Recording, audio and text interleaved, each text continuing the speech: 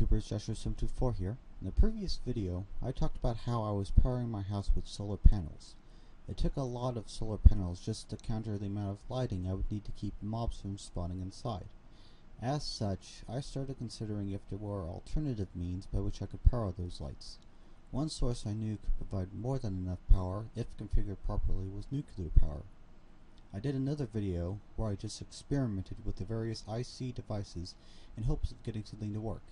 However, the more I was trying to get everything to work, the more I realized the available information was lacking. So, I'll be doing a video just on how to do industrial craft. Now, before I go any further, I felt it necessary to make an official statement about how I feel about nuclear energy. This is about as serious as I plan on getting, so don't worry about that.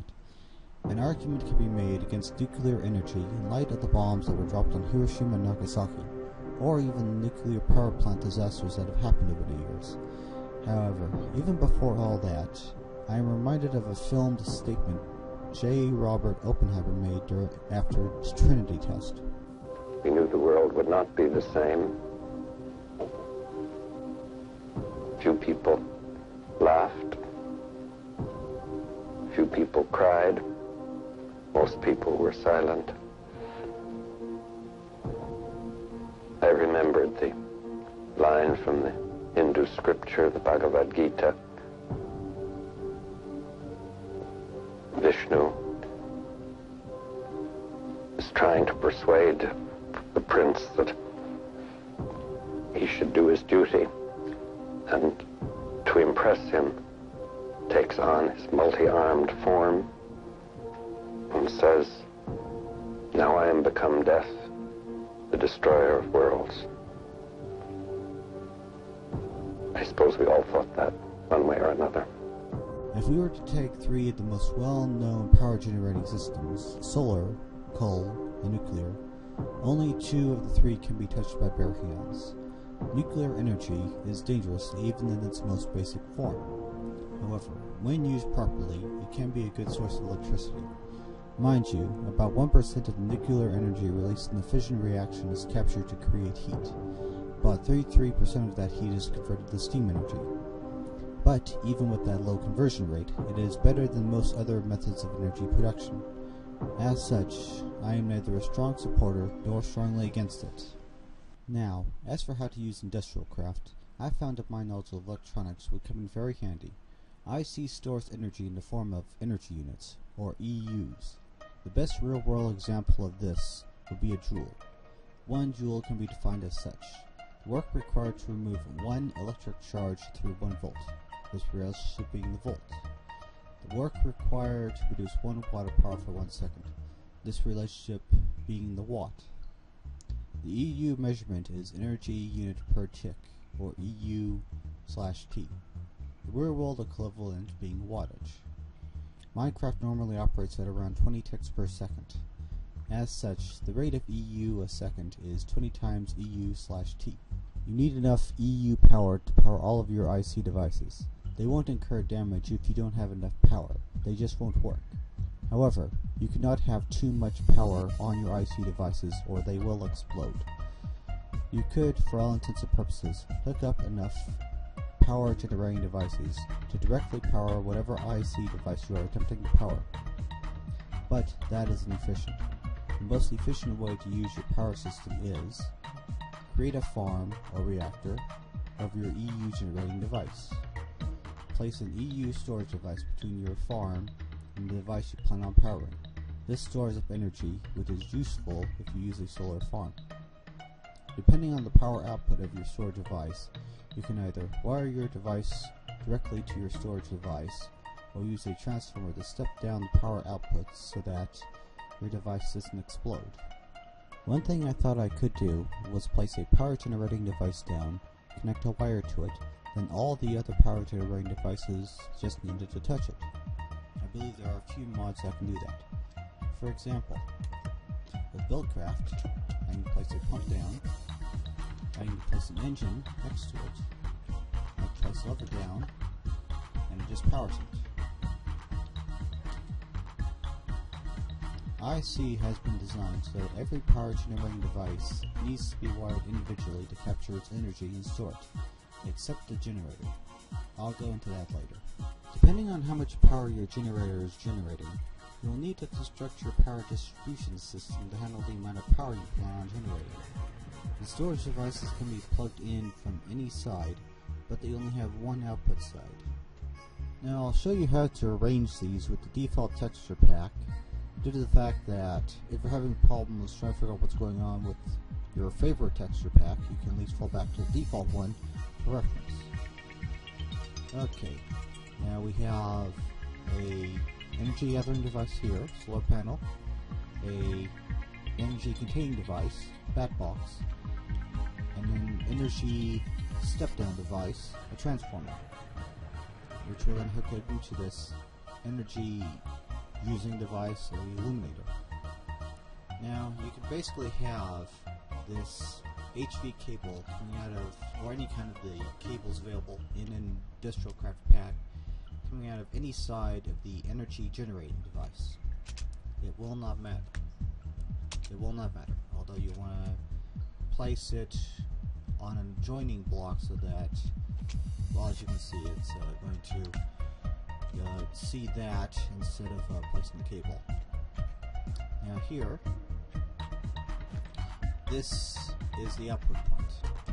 The cable can go on any side of this container, and that goes for all the other energy containing devices.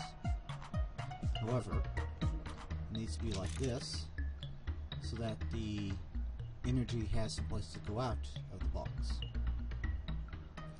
Now the transformer, this is where it will go in. It can go out on any side of the transformer, but it has to go in at this point right here. Well, that side. I say this only because a number of wikis have said that you need to place it where the three dots are, but I haven't found any of the transformers that have that.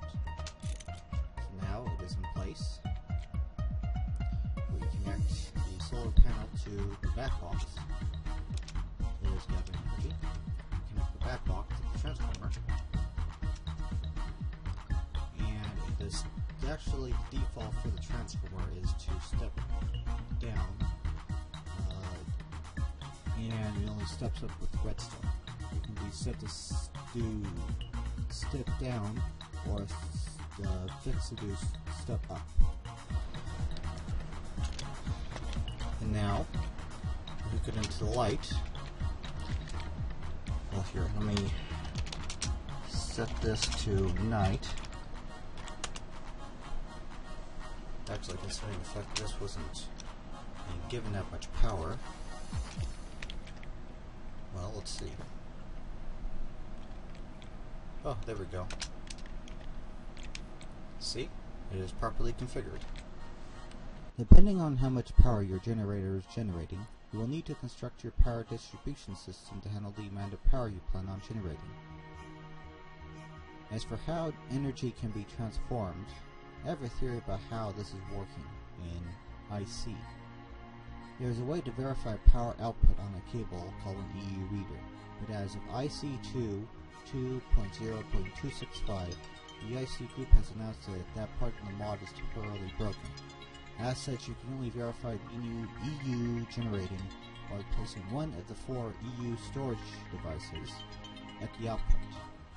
If you have an energy source of 512 EUT, if you step it down to 128 EUT, you will only be able to power devices capable of 128 EUT, but the power would come faster, possibly making it easier to power more 128 EUT devices at once. If you step it up to 2048 EUT, you will be able to power devices capable of 2048 EUT, but the power won't come as fast, making it difficult to power more than one 2048 EUT devices at once. Most of the everyday use items in the IC don't need any more than 32 EUT of energy. As such, it is best to take advantage of the transformers to step the EU down enough so that you don't blow up the device you are trying to power, or possibly the room you have placed the device in. While messing with one of the generator types, I found it useful to create a power grid. Basically, after creating my solar farm, I wired all the solar panels to go into a storage unit. That would make it so that I could store up more energy for later use. I could then wire that to go into my house and step it down with transformers. However, I am considering making a power room where all my power generating devices can be wired into, and I can then just step them down via transformers to appropriate E2EU levels, which can then go out to whatever I plan on powering. Now, these are all the power generating sources in Industrial Craft. Over here we have a basic generator, of which the way it runs is you put wood in it, and it will output power, and as you can see, it's going up. Now, it takes a lot of energy just to get enough power going, so. Over here, we have a water mill.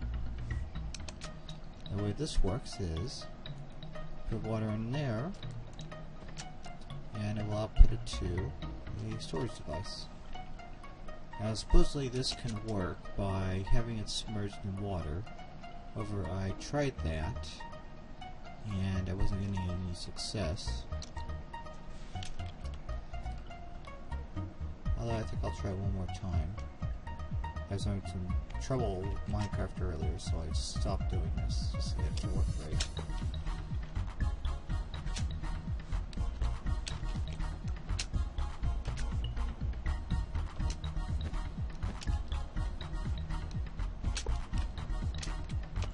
Okay. Oh shoot, wrong thing. Now let's try it. Ah, okay, it is working. So, it doesn't have to be completely submerged, but it's sort of dribbling in, no pun intended, the power level.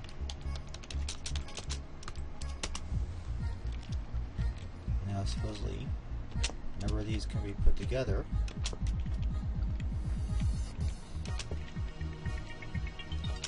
And it will work more efficiently.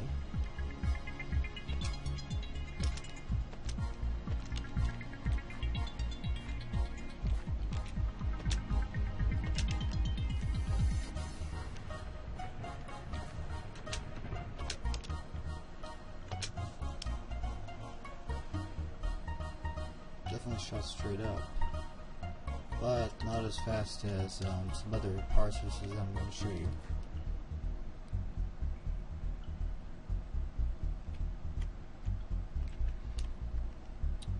Over here we have a windmill, and the best way to show you how it works, if I can jump into the air, you basically need to have it in a position that is not obstructed and is capable of catching wind.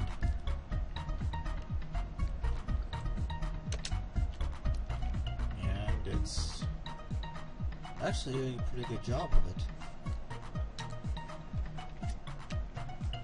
Over here we have a solar power cell, and that's what I'm running my house on. And, well, you basically have to have, well, for all of these, you have to have it so that if you're going to get power out of them, they have to have their own cable going from the power generating device to the storage device. As you can see here, I have to have each one of these individually connected. Now, they can all have one pipe that divides up into connecting all three of them into one pipe, but they all have to be connected to that one pipe.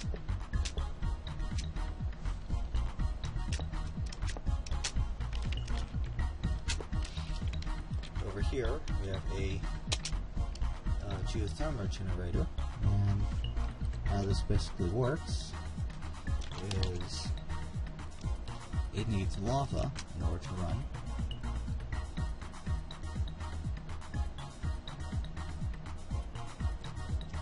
It is slowly going down, and the power level is going up.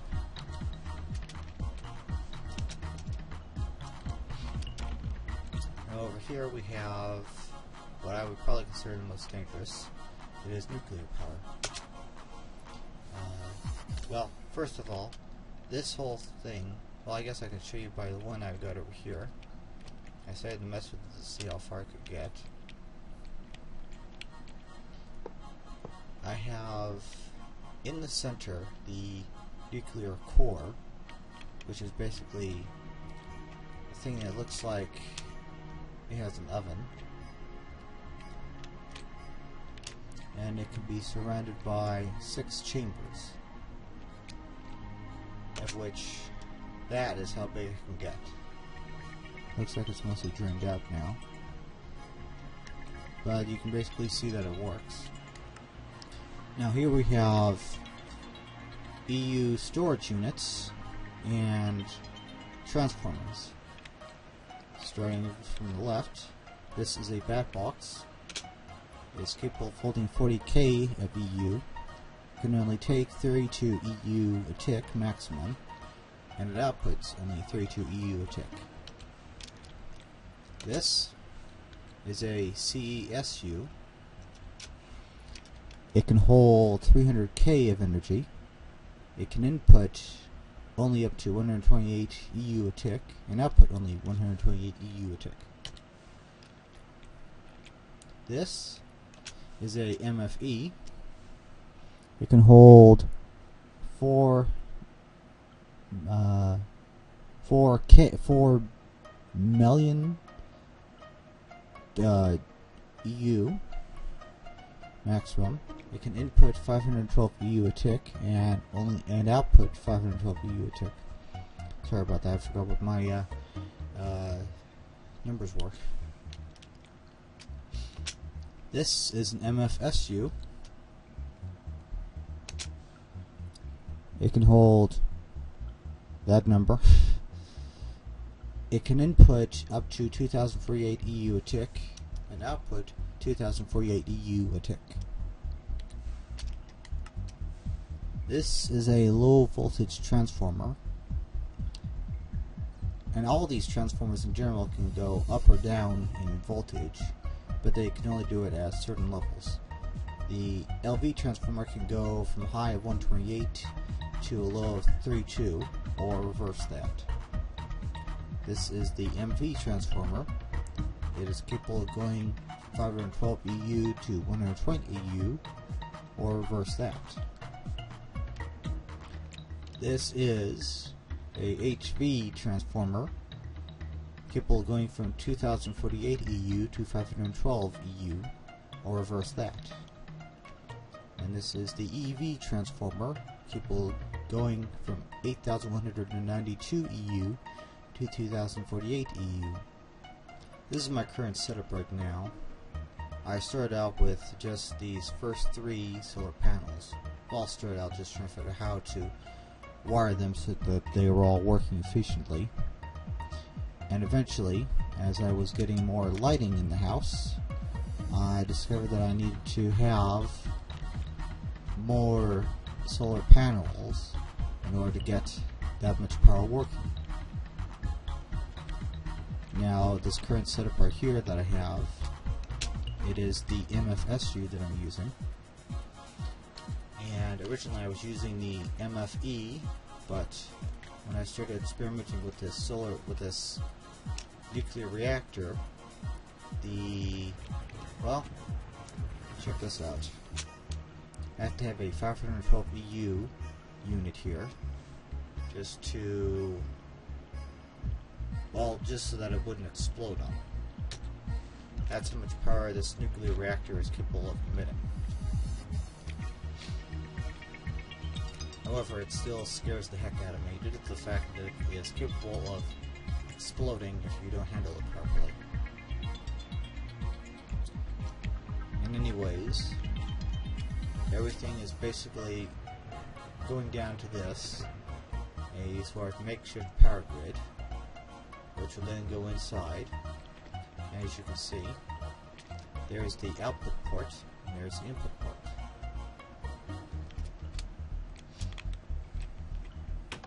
And in here, because I had to have a transformer there, Well, actually, before it was just the MFE when it was just the solar panels. But I had to have it as a transformer due to the fact that I have a MFSU out there taking in the nuclear generator and the solar panels, which then steps it down just enough so that it comes out as 32 EU a tick, powering all the lights.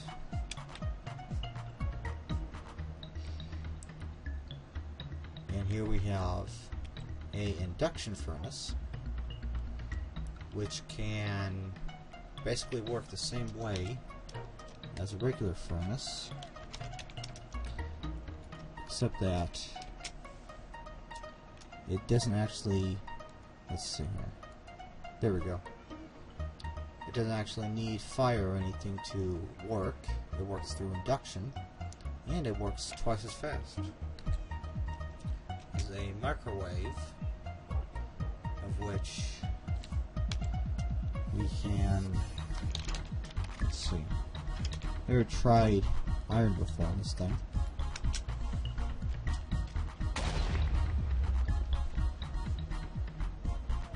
Well, actually, this is a good example of what happens when you try to do something that the device isn't meant to do. It's actually happened over in the other room over here, and it's pretty much the same devastation.